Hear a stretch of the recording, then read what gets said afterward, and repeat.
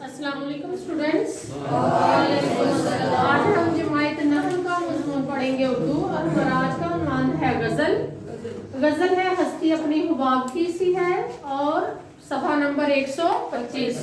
जी पहले हम मीर तक की मीर का हर दफ़ा मैं बताती हूँ कि मीर इस दफ़ा 9th के स्मार्ट सिलेबस में शायर का या मुसन्नफ का तारुफ नहीं आएगा, लेकिन पढ़ने से पहले गज़ल को पढ़ने से पहले शायर का तारुफ ज़रूरी है। अब जब मीर तक की मीर का नाम आता है तो आपको मैंने पहले इसमें बता चुकी हूँ कि उर्दू अदब के 5 अरकान खमसा में मीर तक की मीर शामिल है। मीर तक की मीर पैदा हुए 1723 में और 1810 में उनकी डेथ हुई। ये ज़माना कौन सा था जब बड़े सगीर पर कौन काबिज था? अंग्रेज काबिज थे और मुसलमानों की ये गुलामी का दौर था, लेकिन मुकम्मल तौर पर उस वक्त काबिज नहीं थे अंग्रेज। उस वक्त छोटी छोटी रियासतों के जो नवाब थे, जो मालिक थे, वो नवाब थे। कुछ रियासतें मुसलमानों के अंडर थी, कुछ हिंदुओं के, और आहिस्ता आहिस्ता अंग्रेज काबिज होता जा रहा था। 1856 में इनकी 1810 में डेथ हुई है। 1856 में जाके फिर मुकम्मल तौर पर अंग्रेज काबिज हुआ था, लेकिन वो ज़माना ये मुसलमानों की पस्ती का ही ज़माना था।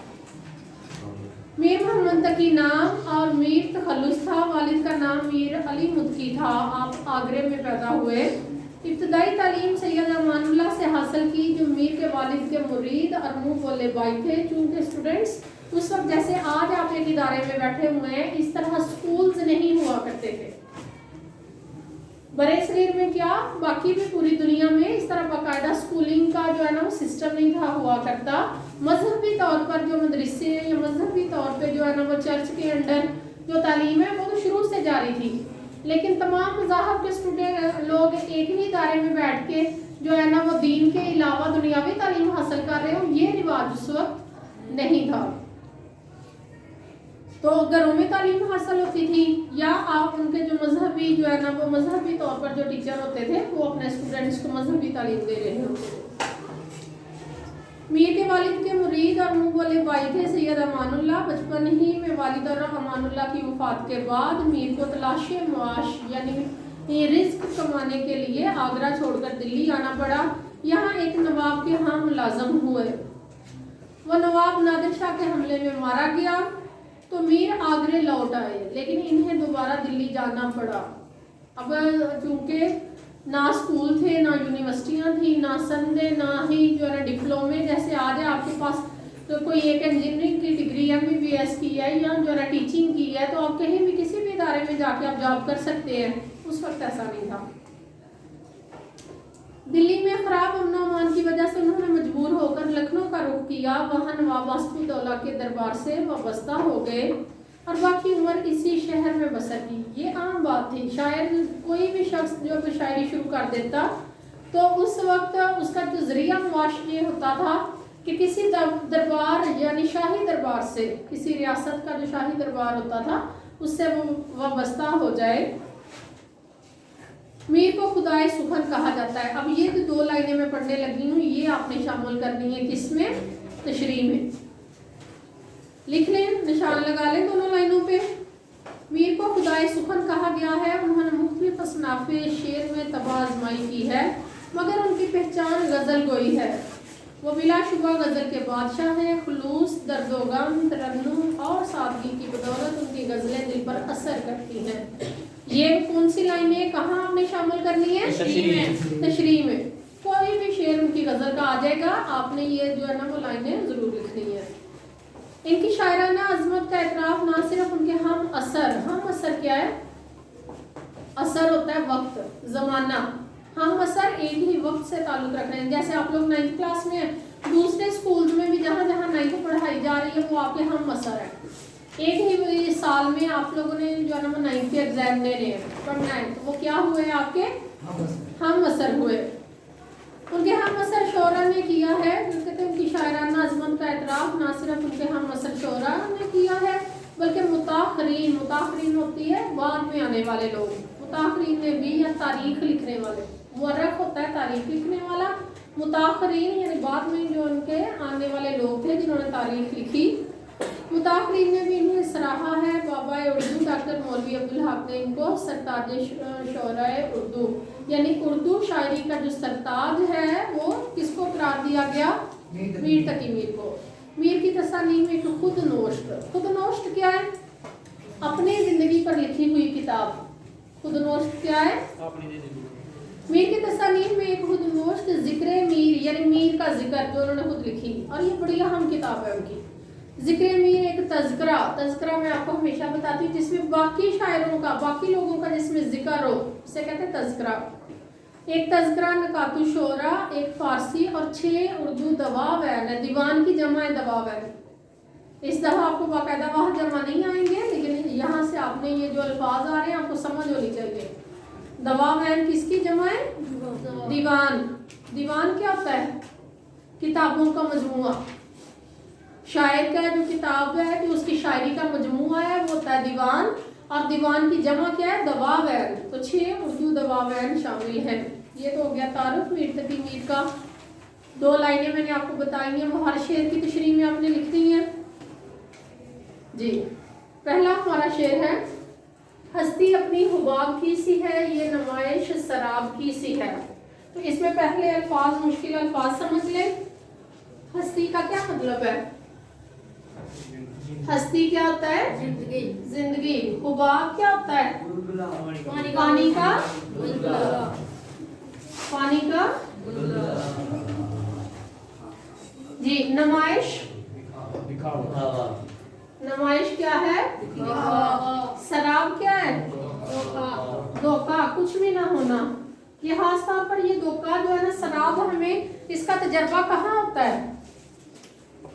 आप किसी सहराई इलाके में आपका जाना हो, जहाँ आपने पैदल चलना है, रेत ही रेत हो, पैदल चलना है, तो पैदल एक तो ऊपर से टेम्परेचर ज्यादा सहरा होने की वजह से, दूसरा पैदल चल रहे हैं, पानी की कमी इंसान में हो जाती है, उसे प्यास ज्यादा लगती है, दूर उसे चमकती रेत नजर आती है और उसे बिल्कुल यही गुमान होता है कि सामने पानी है। बड़ा खुश हो गया और तेजी से चलता है कि पानी सामने नजर आ गया है, तो वो सामने पानी नहीं होता बल्कि क्या होती है? चमकती रेत, और उसको कहते हैं शराब। कि अपनी आंखों से इंसान देखता है कि सामने पानी है, लेकिन वो पानी नहीं होता। या मेरा ये एक्सपीरियंस है कि हम लोग ये जब आप जाए मोटरवे सियालकोट से जो है ना वो जाए लाहौर, तो ऊपर से धूप हो तो रास्ते में बिल्कुल ऐसे ही लगता है यहाँ बारिश नहीं तो आगे तो शायद बारिश हुई है, पानी खड़ा है, नया रोड है, उसमें चमकती हुई जो है ना वो रोड बिल्कुल ऐसे ही लगती है जैसे पानी है। वहाँ इस बात की जो है ना इसकी शराब की मिसाल वहाँ नजर आती है। इंसान थोड़ी देर बाद गाड़ी जब आगे जाती है तो कहते हैं यहाँ दूर से तो पानी नजर आ रहा था, यहाँ तो कोई पानी नहीं है। यानी आंखों से जिस चीज पे बंदा यकीन कर ले और असल में हकीकत में वो ना हो तो वो क्या होता है? शराब जी।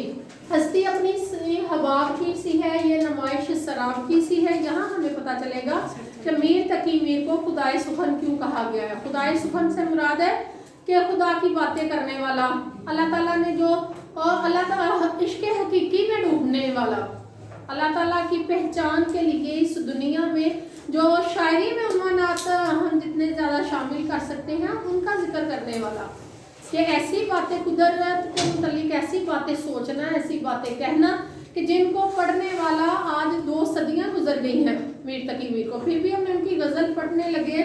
ये आपने शेर पढ़ा, आपको मैंने 4 अल्फाज का मानी समझा दिया, तो क्या आपको ये मुश्किल लगा है शेर? बिल्कुल ऐसा नहीं लग रहा कि ये शुरू की उर्दू जब अभी परवान चढ़ रही थी उर्दू जुबान, उस वक्त के किसी शायर की ये जुबान है। बिल्कुल सादा उनकी जुबान है, रवा जुबान है, बिल्कुल सादा और सलीस। हस्ती अपनी हुबाब की सी है। और दूसरी में बात कर रही थी खुदाए सुखन, कि कुरान पाक में अल्लाह ताला ने जगह जगह इंसान को जो बातें समझाई हैं कि आप इंसान तेरे आने से पहले यहाँ पर तुझसे कई बड़े बड़े लोग आए, बड़े बड़े और अमीर लोग इस दुनिया में आए, वो आज कहाँ हैं? वो सारे अपनी मुकर्ररा वक्त के मुताबिक इस दुनिया से जा चुके हैं। इंसान जब तक जिंदगी में मौजूद है, उसकी जिंदा इंसान वो समझता है कि जो कुछ मैं हूँ और कोई भी नहीं है, और यही उसका धोखा है। जबकि उससे ज्यादा बाअसर लोग मौजूद होते हैं, उससे ज्यादा हुस्न वाले, उससे ज्यादा दौलत वाले, उससे ज्यादा असर और रसूख वाले लोग होते हैं, लेकिन वो अपने दायरा कार के अंदर रहते हुए कहता है जो कुछ मैं हूँ और कोई नहीं, और इसी धोखे में इंसान पड़ा होता है। تو اسی بات کا ذکر میر تقی میر کرتے ہیں، کہتے ہیں ہستی اپنی حباب کی سی ہے. ہماری زندگی تو صرف ایک حباب سی ہے، صرف ایک پانی کے بلبلے جیسی ہے. جس طرح پانی کا بلبلہ انسان دیکھتا ہے کہ پانی میں بنتا ہے اور کتنی دیر میں ختم ہو جاتا ہے، چند سیکنڈ میں، ہو سکتا ہے کہ سیکنڈ سے بھی پہلے ختم ہو جاتا ہو. تو اسی طرح یہی ہماری زندگی ہے. ہماری زندگی ازل سے اللہ تعالیٰ نے، ازل جب یہ دنیا شروع ہوئی کتنے انسان دنیا میں بھیجے، ابد جب یہ زندگی ختم ہو جائے گی، کائنات کا نظام اللہ تعالیٰ ایک فرشتے کو جو ہے نا کہیں گے سور پھونکو سور، ایک آواز ہوگی نا، ایک چیخ دار آواز، زور کی آواز. یہاں پر آپ جتنے مرضی جو ہے نا وہ بڑے سے بڑے ایٹمی دھماکے کر لیں، سب سے اس ٹائم دنیا میں سب سے خطرناک چیز اٹامک بم ہے نا، جتنا مرضی آپ ڈینجرس اٹامک جو ہے نا وہ بم پھینک لیں، تو کیا اس ملک، اس حصے، اس خطے کے یا اس خاص جگہ کے علاوہ باقی کسی ملک کو پتہ چلتا ہے؟ اتنی آواز اس کی کہیں جاتی ہے. تو پھر اللہ کی قدرت دیکھے کہ قیامت والے دن جب سور پھونکا جائے گا، ایک آواز، چیخدار آواز جو ہے نا وہ آئے گی، تو وہ سب کو موت کی نیند سلا دے گی. ہر چیز کو، ہر چیز فنا ہو جائے گی. ایسے ہی ہے نا قیامت اسی چیز کا نام ہے، ہر چیز کو. اور دوبارہ کہا جاتا ہے کہ جب دوبارہ انہیں جو ہے نا اٹھنے کا حکم دیا جائے گا تو وہ ایسے لوگ ایسے اٹھیں گے، اور جب دوبارہ اٹھنا ہے پھر تو وہ اگلی پچھلی ساری دنیا نے اٹھنا ہے نا، ایسے اٹھیں گے جیسے زمین سے کوئی گاجر مولیاں باہر آتی ہیں فوراً. تو اس آواز کا آپ اندازہ لگائیں. تو یہاں پر ہم ذکر کریں ہستی اپنی حباب کی سی ہے. ازل سے ابد کے درمیان کتنے لوگ دنیا میں آئے اور کتنے گئے، اور ایک انسان کی زندگی تو پھر ایک حباب کو انہوں نے بالکل صحیح مثال دی ہے کہ پانی ہم دیکھ رہے ہیں، ایک جھیل میں پانی کھڑا ہے یا ٹھہرا ہوا پانی ہے یا چلتا ہوا اس میں بلبلہ بنتا ہے، ہماری آنکھوں کے سامنے ایک سیکنڈ میں ختم ہو جاتا ہے. تو ہماری پھر اتنی یہ بڑا جو وقت بتایا گیا ازل سے ابد تک، تو پھر ہماری زندگی بھی تو بلبلے جیسی ہے نا. چند سال، کسی کی 60 سال، کسی کی 10 سال، کسی کی 70 سال، کسی کی 100 سال، کسی کی 50 سال. تو وہ اتنا بڑا یہ جو ٹائم فریم ہے اس میں تو وہ بلبلے جیسی ہے نا، کوئی پہلے جا گیا، کوئی بعد میں آئے گا، کوئی درمیان میں، کوئی کہاں. تو ایک انسان کی زندگی تو کس کے برابر ہوئی؟ حباب جیسی ہوئی، بلبلے جیسی ہوئی. یہاں پر لفظ آ رہا ہے سی. تو سی یہاں پر کیا استعمال ہو رہی ہے؟ تشبیہ. تشبیہ سے کیا مراد ہے؟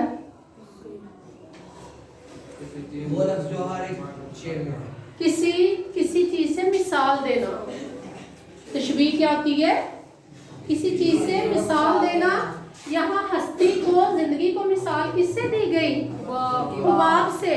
اور سی لفظ سے مراد ہے وہ لفظ ہے جو کسی تشبیہ کے لیے استعمال ہوتا ہے. یہ کہا گیا نا کہ ہستی حباب جیسی ہے، سی لفظ جیسی کے لیے استعمال ہوا نا. یہ مثال تشبیہ کے لیے یہ الفاظ استعمال ہوتے ہیں کہ ہستی اپنی حباب کی سی ہے. یہ تشبیہ کے حوالے سے غزل انتہائی اہم ہے. یہ نمائش سراب کی سی ہے. نمائش ہوتا ہے دھوکا، دکھاوا. نمائش کیا ہے؟ دکھاوا. اور سراب کیا ہے؟ دھوکا. تو زندگی میں ہم جو نمائش کرتے ہیں، نمائش سے مراد ہے ایک کسی شخص نے بڑی گاڑی لے لی اور اس کی نمائش کر رہا ہے، باقی اس کے ہمسائے جل رہے ہیں. کسی نے مہنگا سوٹ پہن لیا تو اس کی نمائش کر رہا ہے.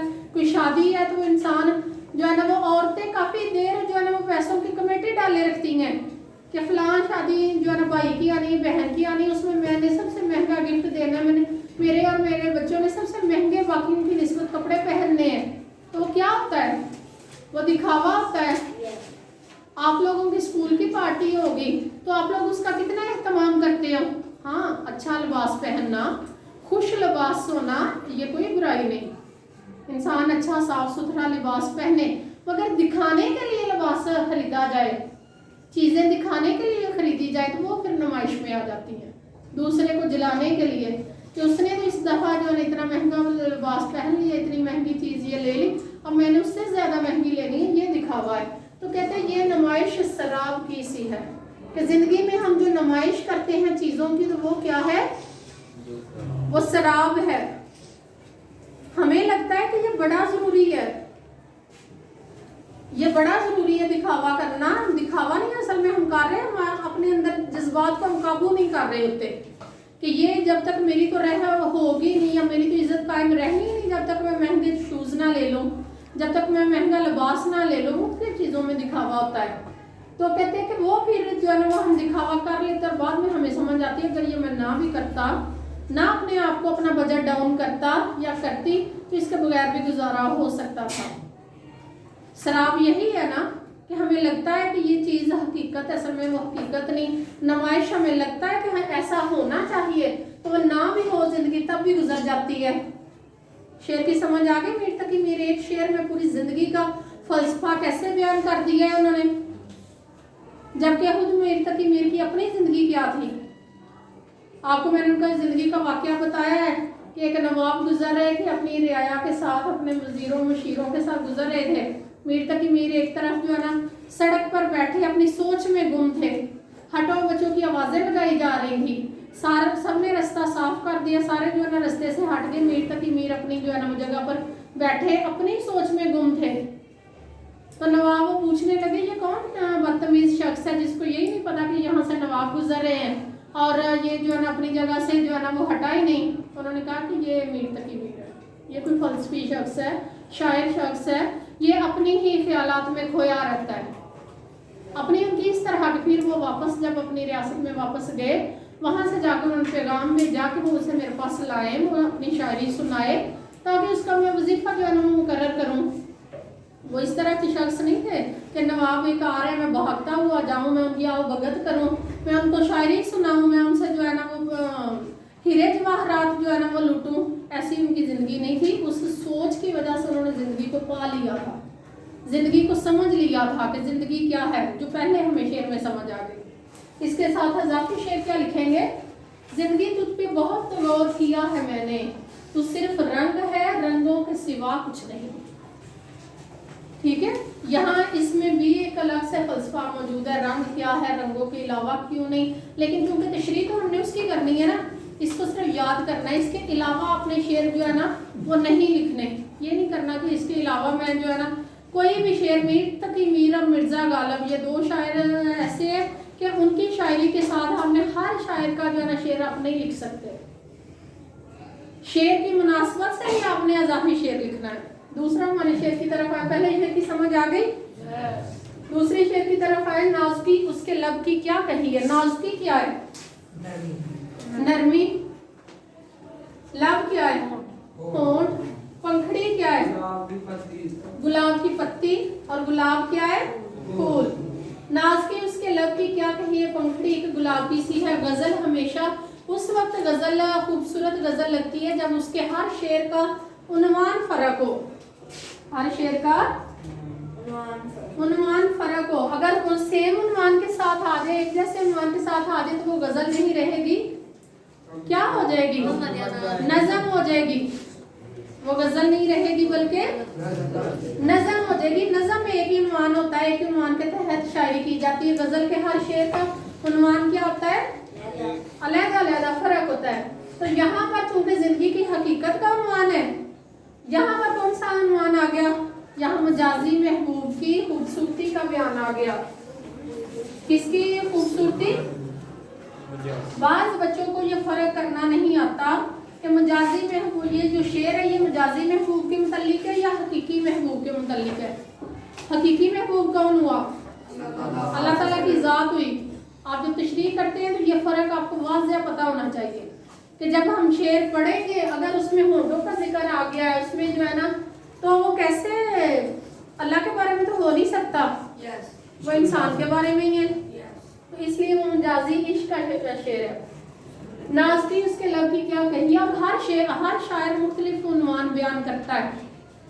یہاں میر تقی میر کہتے ہیں کہ میرے محبوب کے جو ہونٹ ہیں وہ اتنے نازک ہیں, اتنے خوبصورت ہیں کہ اگر انہیں میں کسی گلاب کی پنکھڑی سے تشبیہ دوں. سی لفظ میں نے آپ کو بتایا نا کس لیے استعمال ہو رہا ہے, سی لفظ کس لیے استعمال ہو رہا ہے, تشبیہ کے لیے. تو کہتے ہیں اگر میں اپنے محبوب کے ہونٹوں کو گلاب کی پنکھڑی سے تشبیہ دوں تو یہ بات غلط نہیں ہوگی بلکہ یہ تشبیہ بالکل درست ثابت ہوگی. اور تشبیہ ہی اسی چیز की होती है कि जिस चीज़ से मिसाल दी जाए वो समझ आए कि ये वाकई उसी चीज़ से मिसाल दी जा रही है।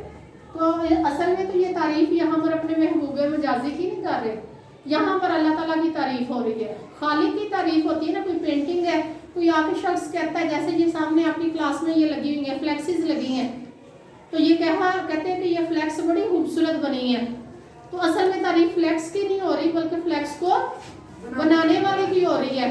इसी तरह वो मीर तकी मीर जब अपने महबूब मजाजी के होंठों का जिक्र करते हैं तो असल में अपने महबूब का जिक्र नहीं कर रहे, महबूब को बनाने वाले खालिक का जिक्र कर रहे हैं कि जिसने मेरे महबूब को इतना खूबसूरत बनाया कि उसने गुलाब जहाँ नरम और नाजुक गुलाब की पत्तियां बनाई, तो उसके होंठ देख के मुझे अल्लाह ताला की कुदरत याद आती है कि मेरे खूबसूरत महबूब को, हसीन महबूब को बनाने वाला कौन है?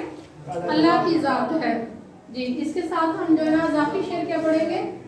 ज़फ़रदान से आतिश मोहब्बत रही, कुएं में अपने दिल डुबोया क्या। ये आपके सिलेबस से लिया गया है, ये गज़ल अभी हम पढ़ेंगे। ख्वाजा हैदर अली आतिश की गज़ल है, उसी से ये लिया गया है, आप इसे ज़ुबानी याद कर लें, ठीक है। यहाँ तक दो हमारे अशार आज मुकम्मल हुए। बहुत शुक्रिया, अस्सलाम।